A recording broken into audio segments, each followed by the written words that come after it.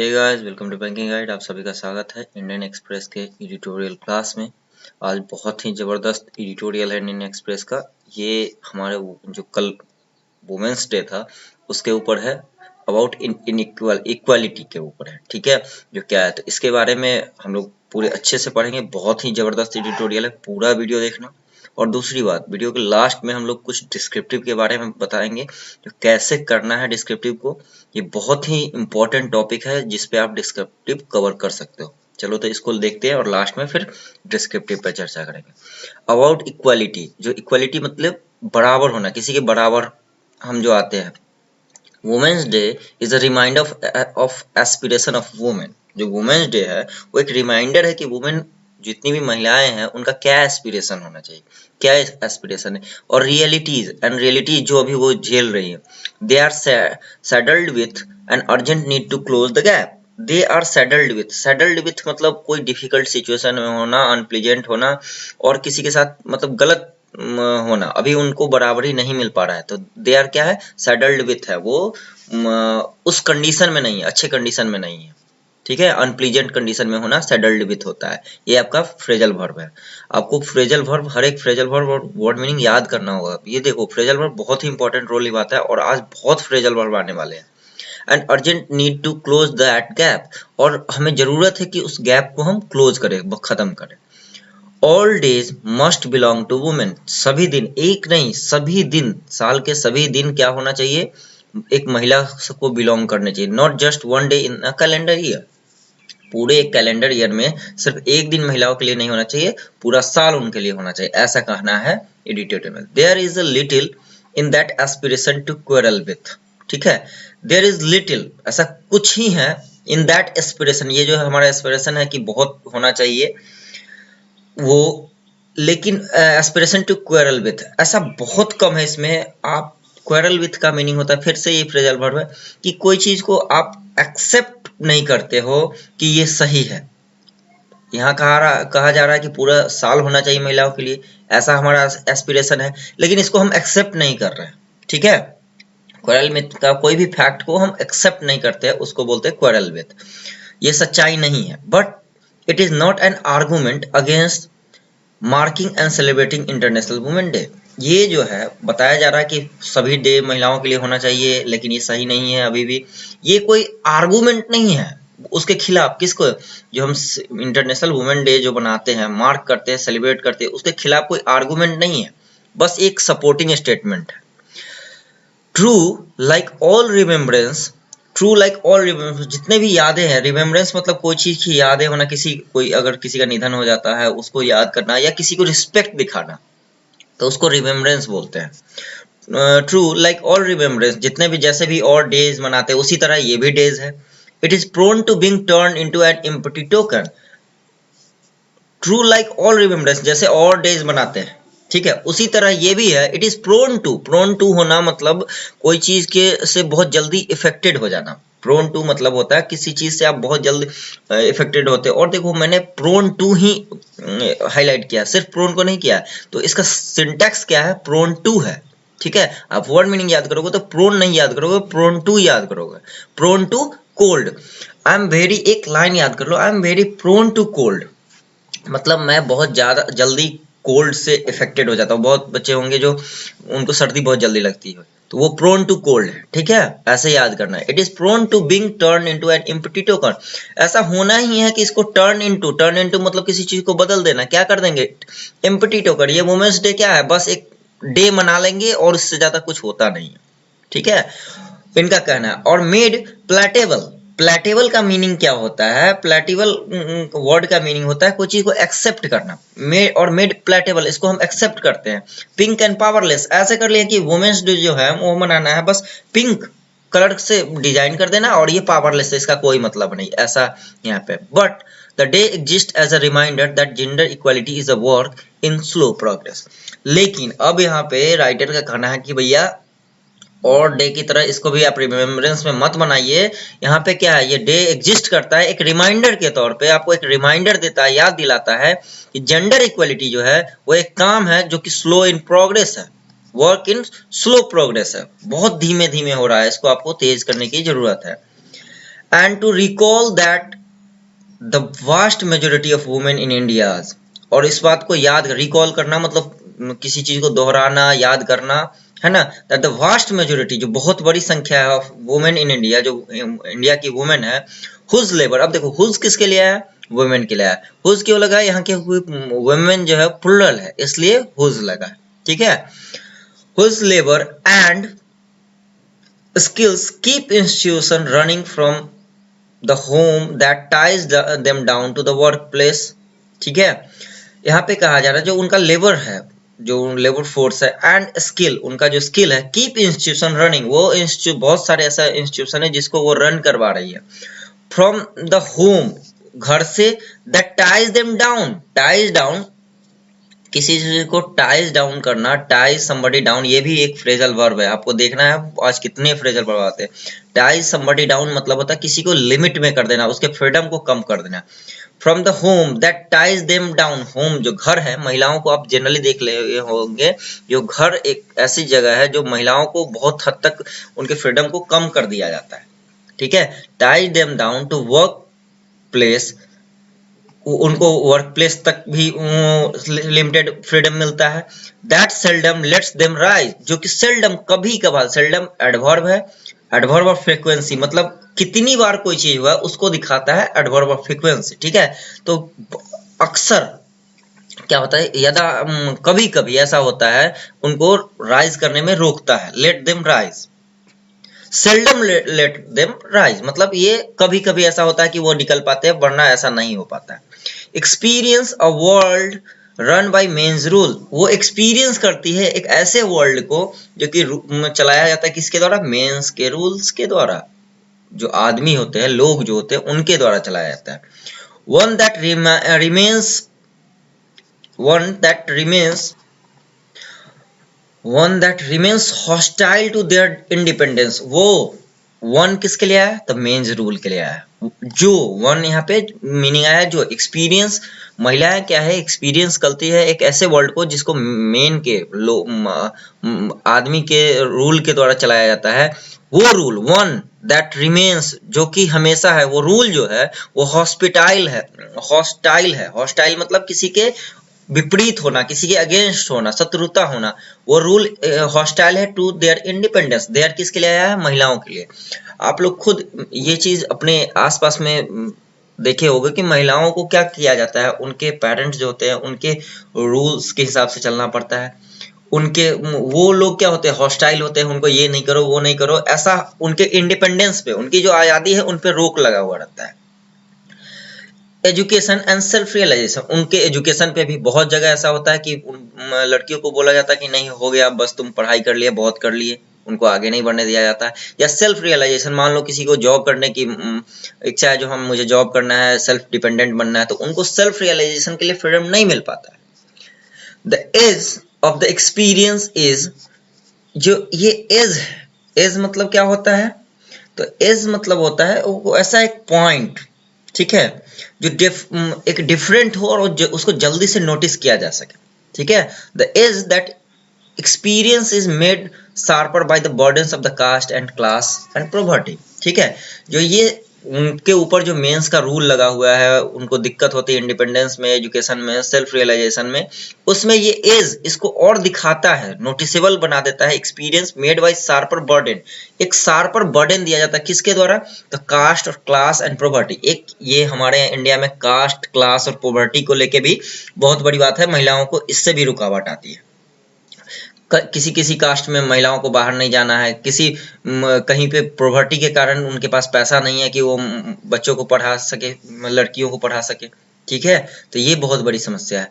The root of the international day women's day lies in the mobilisation of women in the early decades of the 20th century, ठीक है, ये जो root है, main basic चीज इसका क्या है, ऑफ इंटरनेशनल वुमेन्स डे का, लाइज मतलब कोई चीज एग्जिस्ट करना, इन मोबिलाइजेशन ऑफ वुमेन, कि हम लोग को महिलाओं को मोबिलाइज करना होगा, मोबिलाइज मतलब एकत्रित करना होगा, समूहित करना होगा, उनको एक साथ लाना होगा, of women in the early decades of 20th century, 20th century के अर्ली डिकेड्स में हमको इनको मोबिलाइज करना होगा, पर बेटर पे, अच्छा पेमेंट मिले उनको जॉब में, एंड वोटिंग राइट्स के लिए, और वो वोट कर सके। In India, the Republic founder placed trust in universal adult franchise. India की बात करें, अभी तक तो वुमेन्स की बात कर रहा था, अब पर्टिकुलरली अपने इंडिया की बात करें तो रिपब्लिक के जो फाउंडर थे, हमारे जो आज़ादी के फाउंडर थे, जैसे महात्मा गांधी हुए, जवाहरलाल नेहरू हुए, सुभाष चंद्र बोस हुए, भगत सिंह, ये सब जो लोग थे वो founder place trust in universal adult franchise. जब देश आज़ाद हुए उसके बाद जब रूल्स को, कॉन्स्टिट्यूशन को अपनाने की बात हुई तो उन्होंने क्या किया, यूनिवर्सल अडल्ट फ्रेंचाइजी को अपनाया कि वहां पे समानता दी गई कि महिलाएं और पुरुष बराबर है। The constitution made the promise of equality to all citizen. और हमारा जो कॉन्स्टिट्यूशन है उसने प्रॉमिस किया कि सभी को इक्वालिटी दिया जाएगा, irrespective of gender and caste. इसके बजाय कि जेंडर और ना ही कास्ट को देखा जाएगा, ना ही जेंडर देखा जाएगा, फर्क नहीं पड़ता है उनका जेंडर क्या है या कास्ट क्या है, उनको बराबरी का दर्जा दिया जाएगा। But the journey of Indian women since independence, लेकिन जो इंडियन वुमेन का जर्नी है सिंस इंडिपेंडेंस, देखो फिर आ गया point of time. Point of time के लिए मैं बार बार बोल रहा हूँ, पॉइंट ऑफ टाइम के लिए क्या लगता है, सिंस लगता है। तो इंडिपेंडेंस से, आजादी से, तो Indian women since independence has been a struggle to grasp. उनको क्या करना पड़ा है, एक स्ट्रगल करना पड़ा है टू ग्रास्प दैट इक्वालिटी, कि वो ग्रास्प कोई चीज को ले सके, होल्ड कर सके, फॉर्मली अपने पास रख सके, ग्रास्प करना। उनको वो इंडिपेंडेंस नहीं मिल पाया, दैट इक्वलिटी वो ग्रास्प नहीं कर पाई। Against the formidable weight of culture, formidable मतलब एक बहुत बड़ा पावरफुल इन्फ्लुएंस जिसको आप इग्नोर नहीं कर सकते। जैसे आपके ऊपर आपके पापा का डिसीजन जिसको आप इग्नोर नहीं कर सकते, ठीक है। तो फॉर्मिडेबल वेट ऑफ कल्चर था, महिलाओं के ऊपर क्या था, एक कल्चर का हमारा अजीब लेवल का प्रेशर था, ठीक है। पैट्रियार्ची एंड इकोनॉमिक डिप्रिवेशन, जो पैट्रियार्की होता है, पैट्रियार्की मतलब होता है कि जहाँ पे एक ऐसी फैमिली या एक ऐसा कस्बा जहाँ पे सिर्फ उस फैमिली के मेल मेंबर, वो भी सबसे बड़े मेल मेंबर का रूल चलेगा, उनकी बात चलेगी। एंड इकोनॉमिक डिप्रिवेशन, और economic deprivation range against them. तो पैट्रियार्की भी था कि महिलाओं को रूल नहीं करना है, सिर्फ पुरुष करेंगे। दूसरा इकोनॉमिक डिप्रिवेशन भी था कि महिलाओं को पैसा नहीं मिलना है, रेंज अगेंस्ट देम, वो भी उनके खिलाफ था। To mark 8 March is to reckon with the present in the light of this history. Reckon with मतलब क्या होता है, कोई पावरफुल चीज के, कोई डिफिकल्ट चीज के खिलाफ डील करना, ठीक है। तो 8 मार्च को जो हम ये मनाते हैं, इज टू रेकन विथ, इससे हम डील कर सके, उस डिफिकल्टी से मुकाबला कर सके, the present in the light, जो अभी प्रेजेंट में हम देख रहे हैं महिलाओं के खिलाफ क्या हो रहा है, उनको कितना इंडिपेंडेंस मिल रहा है, उनके खिलाफ क्राइम क्या है, इन the light of this history. ये जो हिस्ट्री अभी तक हम लोग हिस्ट्री की चर्चा की है, जो कैसा क्या बिहेवियर रहा है, उसके लाइट में उस हिस्ट्री को याद करके प्रेजेंट में काम करना बहुत ही मुश्किल है। रेकन विथ, ठीक है, reckon with in the here and now. अब यहाँ और अभी की बात कर रहे हैं, there are reasons for both despair and hopes. Despair मतलब होता है निराशा, ठीक है। डिस्पेयर मतलब होता है पूर्ण तरीके से आप निराशित हो जाते हैं। देयर आर रीजन्स, यहाँ पे कुछ कारण है कि आपका है, बोथ दोनों हो सकते हैं, निराशा भी हो सकते हैं एंड होप भी है, थोड़ा होप भी है। All too often Indian women remain shut out from the access to economic opportunities. यहाँ ऑल टू ऑफन हमें ज्यादातर क्या किया जाता है, इंडियन वुमेन को क्या किया जाता है, शट आउट, फिर से फ्रेजल वर्ब है, शट आउट, ये इनको बाहर रखा जाता है, एक्सेस नहीं मिलता है किस चीज का, इकोनॉमिक अपॉर्चुनिटी का, जो वो जॉब कर सके, कमा सके, बिजनेस कर सके।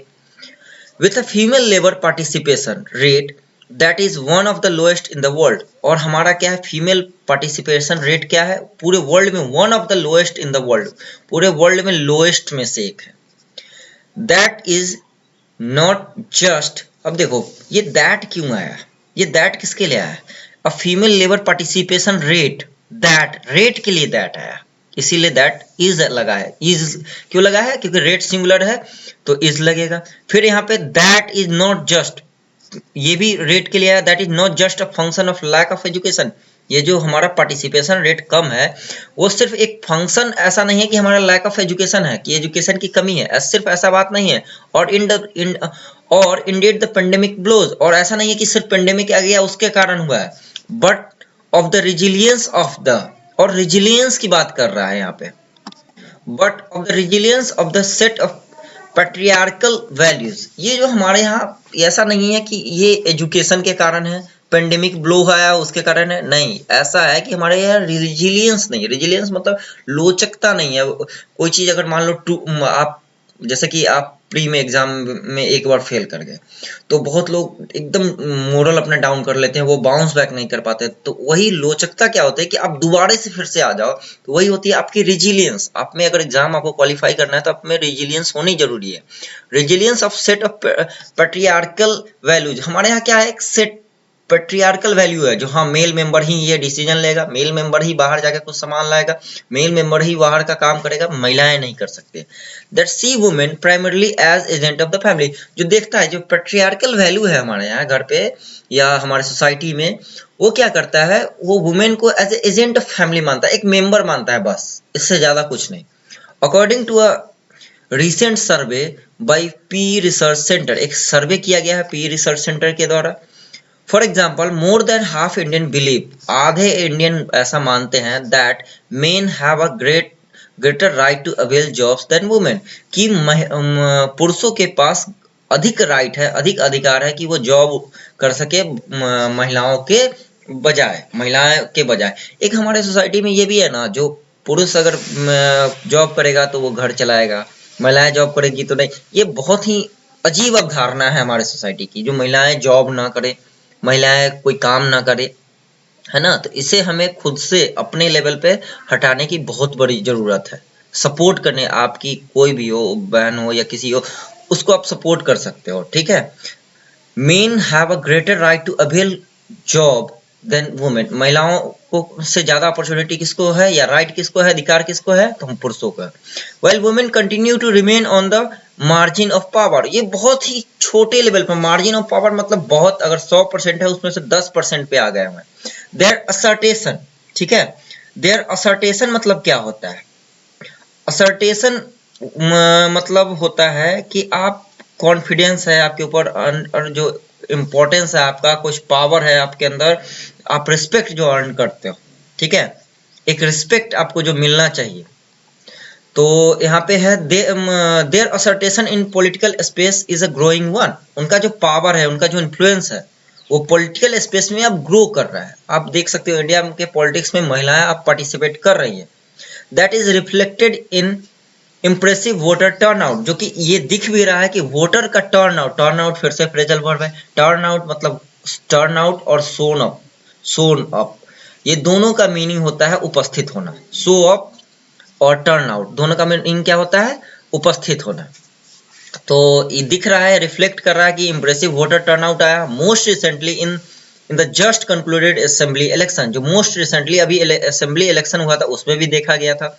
But also in growing realisation among the parties, और बट ऑल्सो सिर्फ इलेक्शन में ही नहीं लेकिन और भी देखा है कहाँ, growing realisation among the parties, जो पॉलिटिकल पार्टीज है वो भी अब इस बात को रियलाइज कर रही है that the women add up to a constituency responsive to welfare scheme, कि महिलाएं जो है वो एड अप करती है, एड अप मतलब कोई चीज जोड़ना, a constituency is responsive to welfare scheme, महिलाएं एक वेलफेयर स्कीम में भी अपना योगदान दे सकती हैं, उनको भी लग रहा है।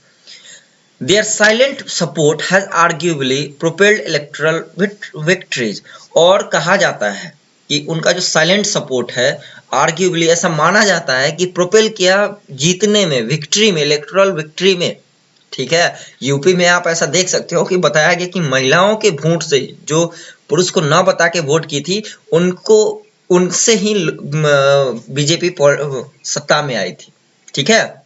प्रोपेल मतलब कोई चीज को उकसाना, धक्का देना, सपोर्ट देना, है ना। वेदर ऑफ नीतीश कुमार इन बिहार में नीतीश कुमार को महिलाओं की बहुत सपोर्ट मिली है। ममता बनर्जी इन वेस्ट बंगाल, ममता बनर्जी को भी वेस्ट बंगाल में बहुत महिलाओं ने सपोर्ट किया। एंड बाई ऑल अकाउंट, और सभी कुल मिलाकर कंटिन्यूज टू सोर up the popularity of prime minister Narendra Modi, और हमारे जो प्राइम मिनिस्टर है नरेंद्र मोदी, उनके पॉपुलैरिटी में भी बढ़ावा आई है, सोर अप, मतलब कोई चीज में इंक्रीज होना, स्ट्रॉन्गर होना, ठीक है।